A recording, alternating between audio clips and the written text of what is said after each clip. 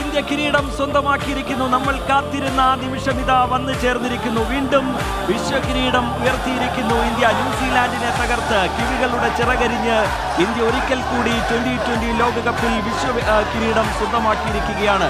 തുടർച്ചയായ രണ്ടാം കിരീടം ഇന്ത്യ സ്വന്തമാക്കിയിരിക്കുന്നു. അതുപോലെ മൂന്നാം കിരീട നേട്ടം. അതിൽ തന്നെ മലയാളിയായ സഞ്ജു സാംസന്റെ മിന്നും പ്രകടനം എന്നതും ശ്രദ്ധേയമാണ്. ആദിൽ പാലോട് നമുക്കൊപ്പം സ്പോർട്സ് ഡെസ്കിൽ നിന്ന് ചേരുന്നു. ആദിൽ, നമ്മൾ കാത്തിരുന്ന വാർത്ത എത്തിക്കഴിഞ്ഞിരിക്കുന്നു. ഇന്ത്യക്ക് കിരീടം. ആദിൽ, ഉറപ്പായും 159 റൺസിന് ഓൾ ഔട്ട് ആയിരിക്കുന്നു ന്യൂസിലൻഡ് എന്ന വാർത്തയാണ്. അത്രയേറെ രോമാഞ്ചം കൊള്ളിക്കുന്ന വാർത്തയാണ് ഇപ്പോൾ പുറത്തു വന്നുകൊണ്ടിരിക്കുന്നത്.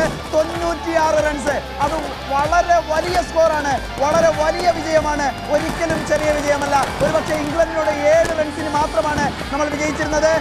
പക്ഷേ അങ്ങനെയല്ല ഇപ്പോഴത്തെ വിജയം 96 റൺസ് എന്ന് പറഞ്ഞാൽ അപ്രമാദിത്യ വിജയത്തിലേക്ക് എത്തിയിരിക്കുന്നു.